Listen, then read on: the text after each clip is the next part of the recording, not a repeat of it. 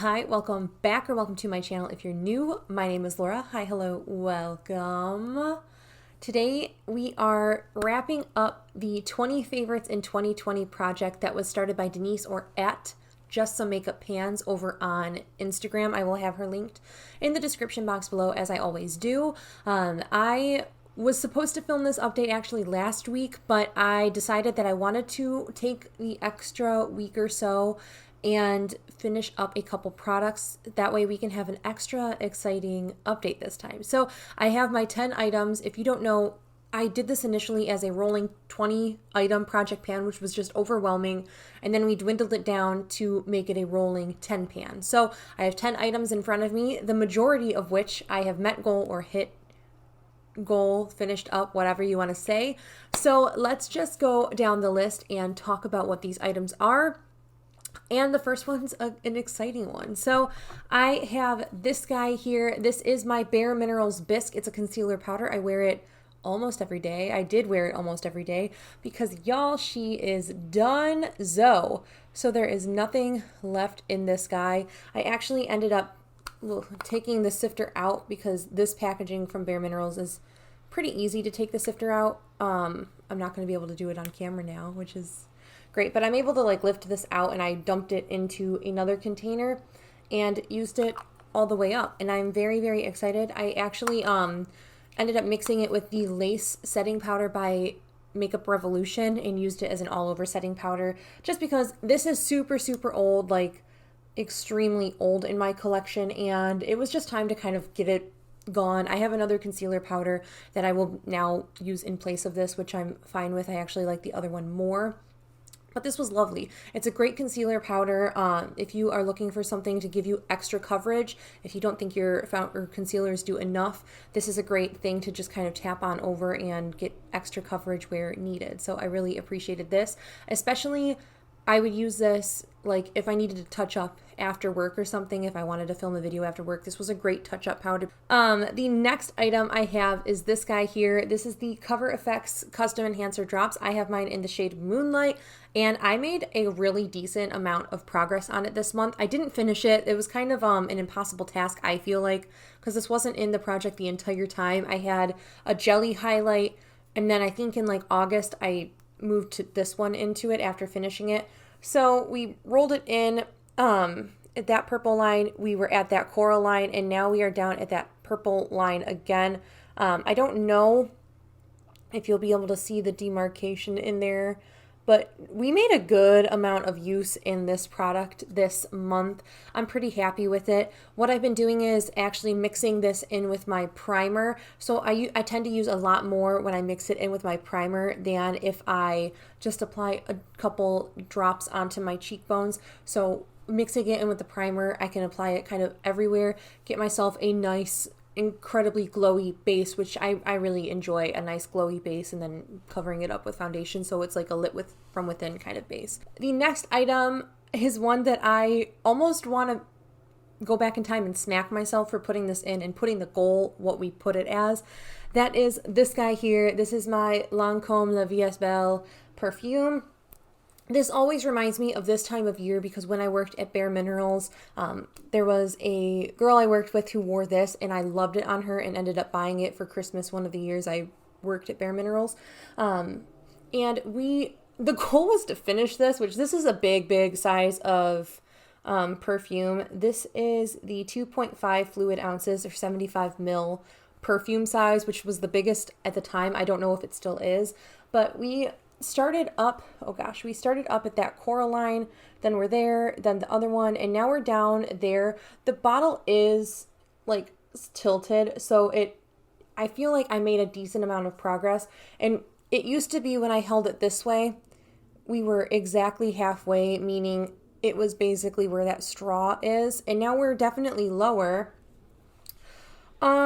There's no way I'm going to be able to finish this by the end of the year. There was no way to finish it before the end of the project, and I think this is going to survive at least one more winter season. I really want to venture into some of the other perfumes. I really enjoy this scent, and it is getting old in my collection. That color did not used to be this dark of an amber.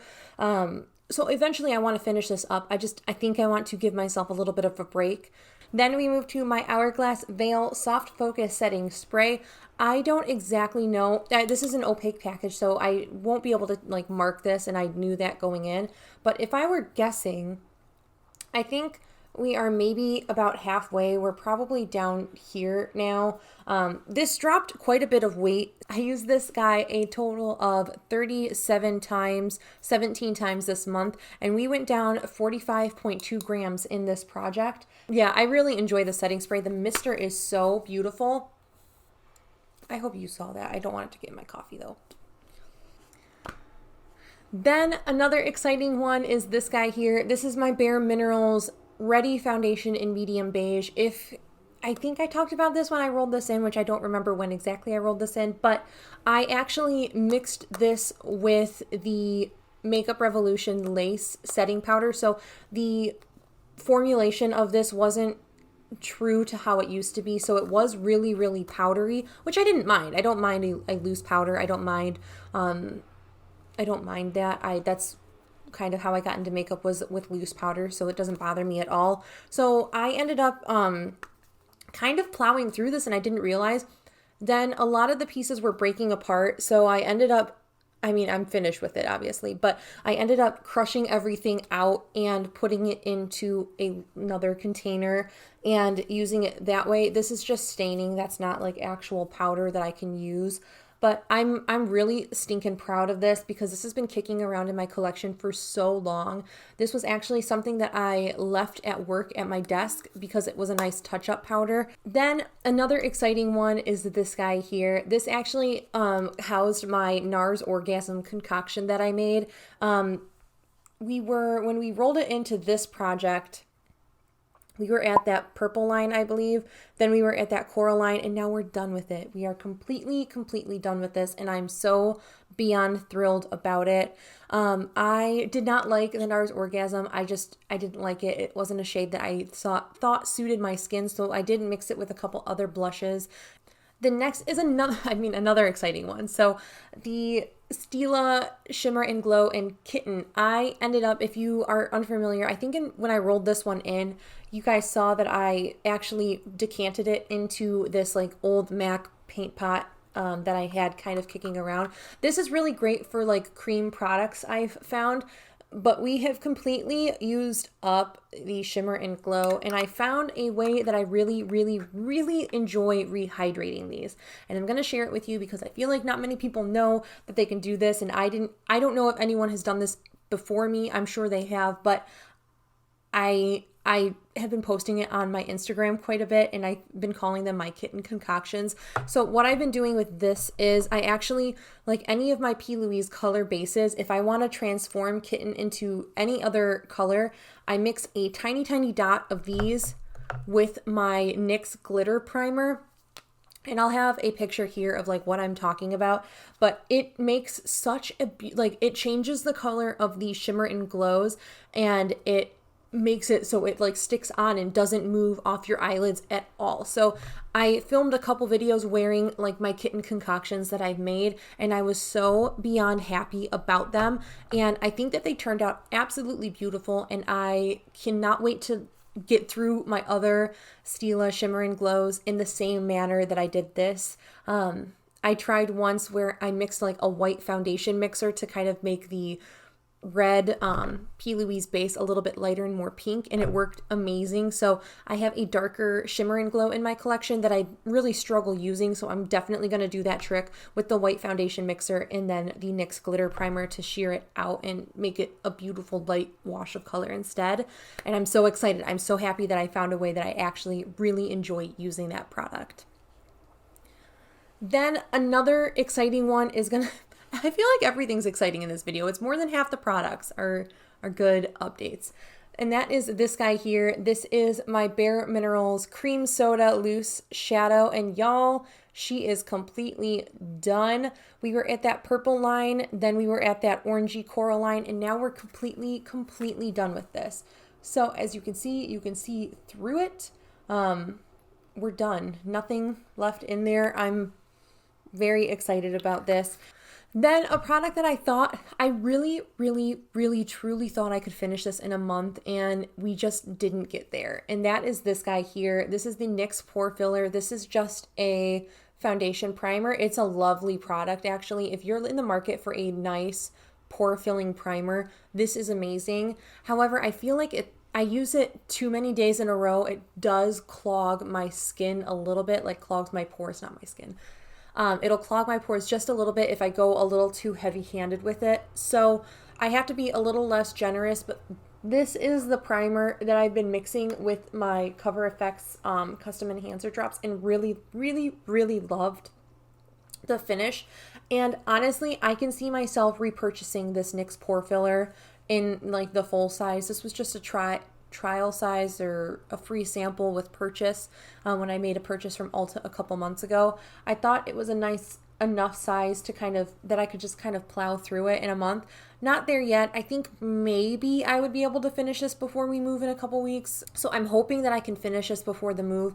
I know there's a big air pocket in there. I don't know if you'll be able to kind of see, like, there's a big air pocket in there. So this mark could potentially be a little bit lower. I just have no way of really like pushing the product out. And then the last item we have to talk about is a big accomplishment in my opinion, and that is this guy here. This is the Wet n Wild Photofocus foundation, and I have mine in the shade Soft Ivory. We actually have this in the Mission 100% cruelty free, which is where those 3 center lines came from. When we rolled it in last month, we were right there. We finished it. I know it looks like there's some product left in here, but I took a spatula, I scraped every possible ounce that I could out of there. And I don't know if you'll, like, I know that there's a little bit of product in there, but I actually cannot get anything out of this.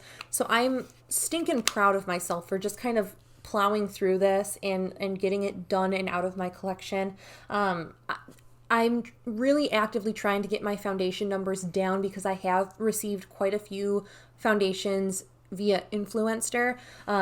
So I'm really trying to keep my numbers of foundation down to a more manageable number. This guy is done, and I'm so beyond excited. This was my second oldest foundation compared to the Catrice foundation that I finished last month. So I think that Catrice one was from 2017. This was 2018. And now we have foundations from 2019 and up. I believe I have 2 MAC foundations that are pretty old.